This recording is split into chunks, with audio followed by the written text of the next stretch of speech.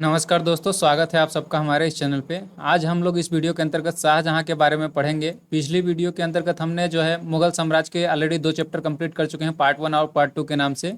अगर आपने वीडियो नहीं देखा है तो लिंक डिस्क्रिप्शन में डली हुई है, एक बार इस वीडियो को देखने के बाद उसको देख लीजिएगा, ठीक है। उसके अंतर्गत बाबर, हुमायूं, ये जितने भी अकबर के रिलेटेड जो भी चीज़ें हैं हमने पूरी डिटेल से पढ़ रखी है, तो आप उसको देख लीजिएगा। इस वीडियो के अंतर्गत हम लोग शाहजहां के बारे में पढ़ेंगे।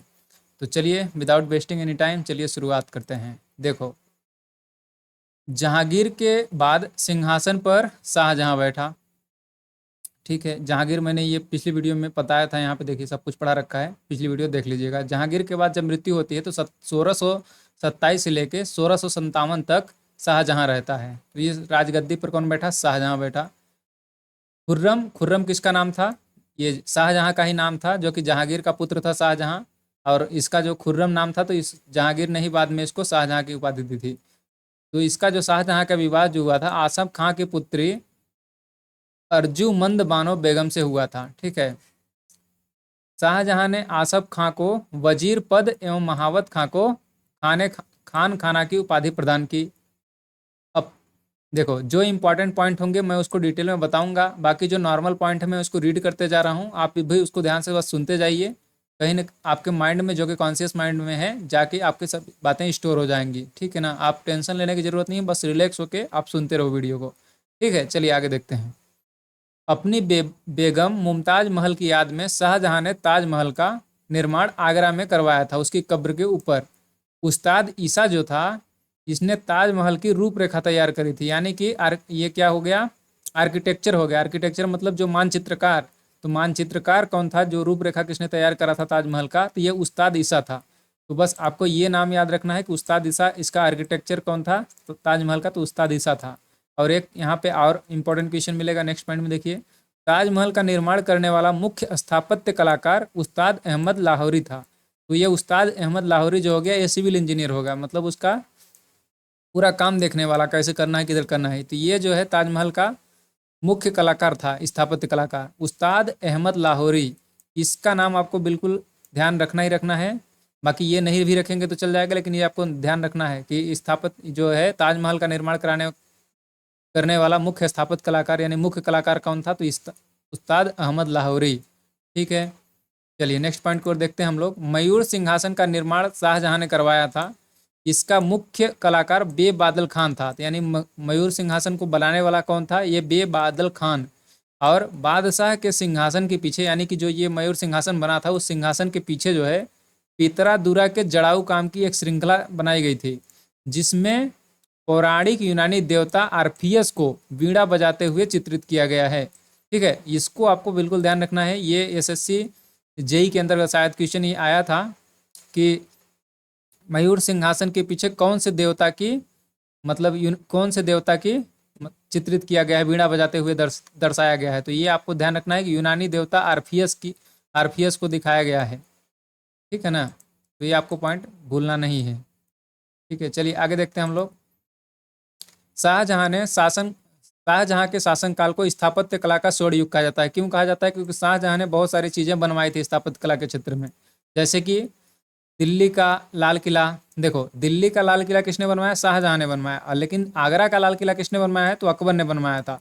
क्यों? क्योंकि जो ये शाहजहां था, तो पहले राजधानी अकबर के समय में राजधानी क्या थी? दिल्ली थी। तो शाहजहां ने ही जो है दिल्ली से लेके अकबर के शासनकाल में राजधानी जो थी वो आगरा थी।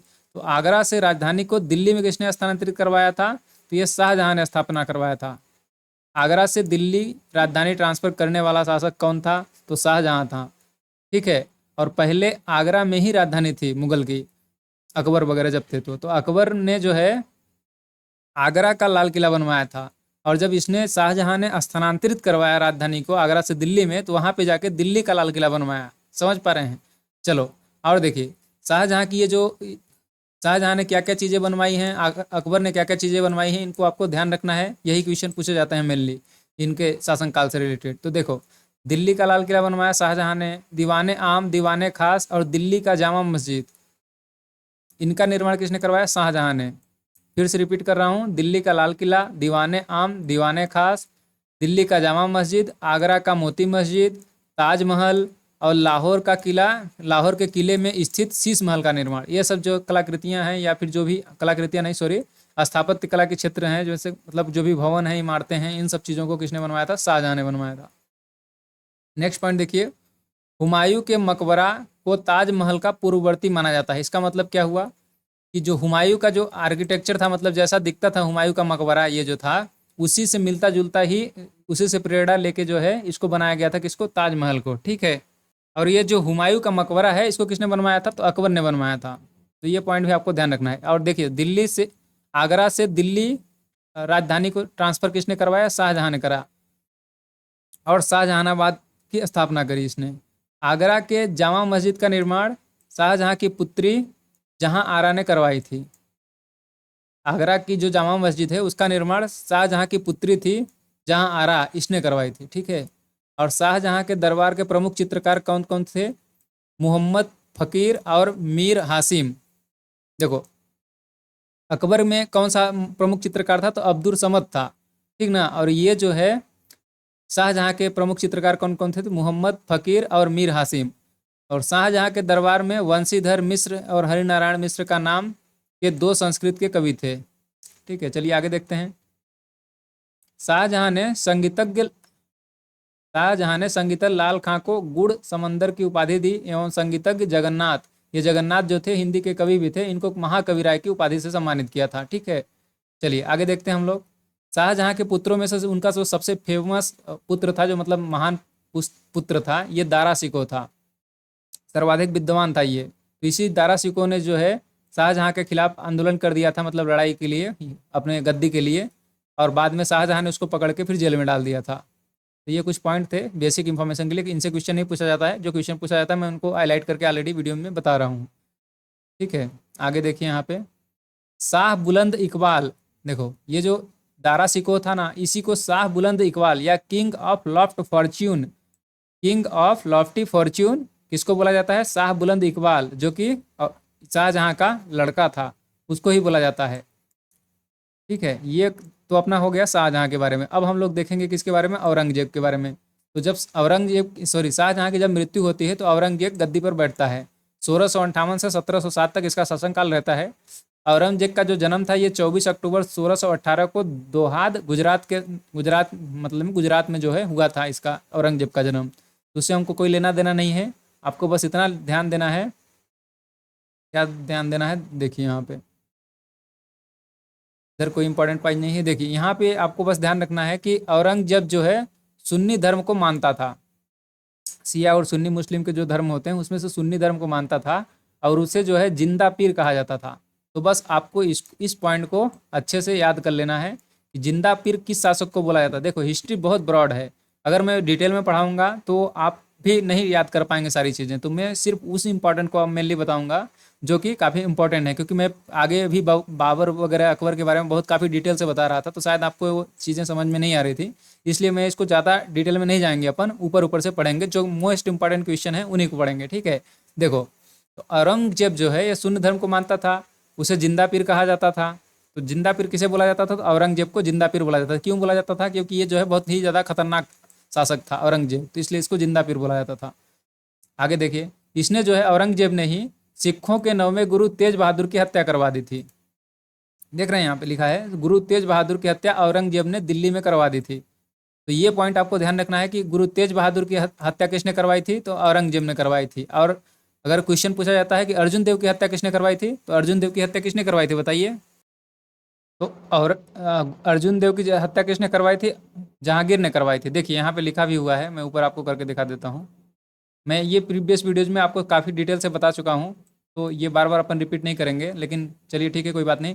खुसरो की सहायता देने के कारण जहांगीर ने सिखों के पांचवें गुरु अर्जुन देव की फांसी दिलवा दी थी। तो ये बात हो गई कि जहांगीर ने अर्जुन देव को फांसी दिलवाई थी। और यहाँ पे आपको ध्यान रखना है कि 9वें गुरु जो थे सिखों के तेज बहादुर, इनकी हत्या किसने करवाई थी? तो औरंगजेब ने करवाई थी। इन दोनों को आपको ध्यान रखना है, क्वेश्चन ये पूछा जाता है, इनको हल्के में आपको नहीं लेना है। ठीक है, और देखिए, औरंगजेब ने जजिया कर को पुनः लागू किया। जजिया कर को बंद किसने करवाया था? तो ये अकबर ने करवाया था। और जजिया कर को सबसे पहले शुरू किसने करवाया था? तो मोहम्मद बिन कासिम ने करवाया था। फिर बीच में अकबर अपना आया तो अकबर ने जजिया कर को बंद कर दिया था। और फिर औरंगजेब ने फिर से चालू कर दिया था। जजिया कर क्या था, ये मतलब गैर मुसलमानों पर लगाया जाने वाला एक टेस्ट था, मेनली ब्राह्मणों पर लगाया जाता था, तो ये आपको ध्यान रखना है। औरंगजेब ने बीबी का मकबरा का निर्माण 1600 मतलब 1679 में औरंगाबाद के निकट महाराष्ट्र में करवाया था। ठीक है, बीबी का मकबरा किसने बनवाया? औरंगजेब ने बनवाया। ये पॉइंट भी आपको ध्यान रखना है कि बीबी का मकबरा औरंगजेब ने बनवाया था। ठीक है, आगे देखिए, जस्ट सेकंड चेक कर लेते हैं कहाँ पे इंपॉर्टेंट पॉइंट है। तो ये जो है औरंगजेब से रिलेटेड जो भी इंफॉर्मेशन थी हमारी, ये खत्म हो चुकी है। ठीक ना, आपको जो मैंने स्टार बना के बताए हैं, इनको आपको मेनली ध्यान रखना है। वीडियो को रिपीट करके एक बार 2x पे देख लीजिएगा, नहीं तो मैं इस वीडियो को खत्म होने के बाद लास्ट में एक बार क्विक रिवीजन करवा दूंगा, आपको टेंशन लेने की बिल्कुल जरूरत नहीं है। चलिए हम लोग आगे देखते हैं।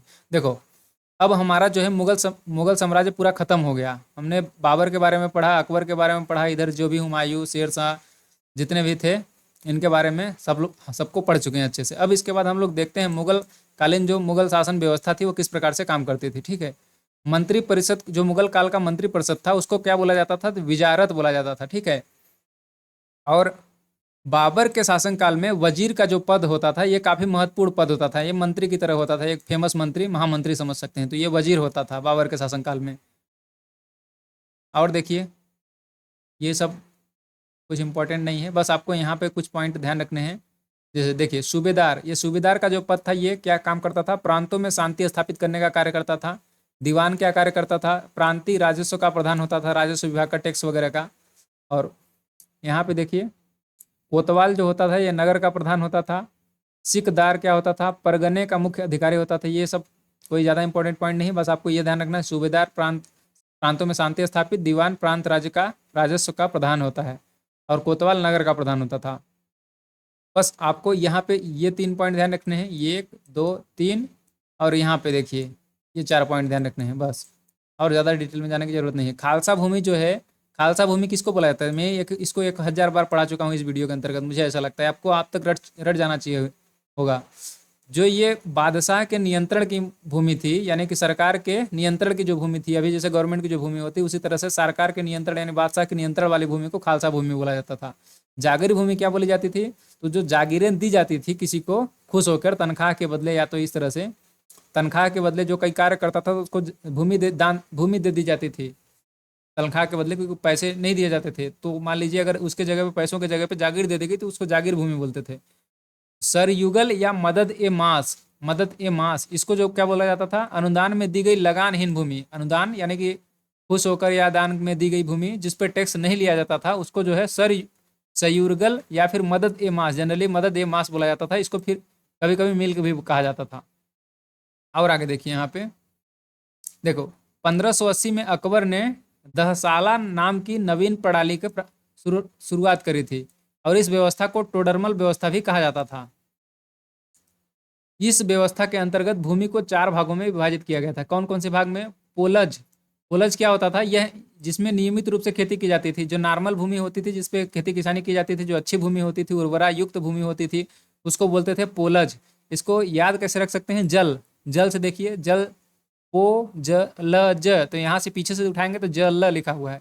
जल मतलब जहाँ पे पानी की पर्याप्त मात्रा होगी वहीं पे तो खेती होगी, तो इस तरह से याद रखिए, जहाँ पे खेती होती है उसको पोलज बोलते थे।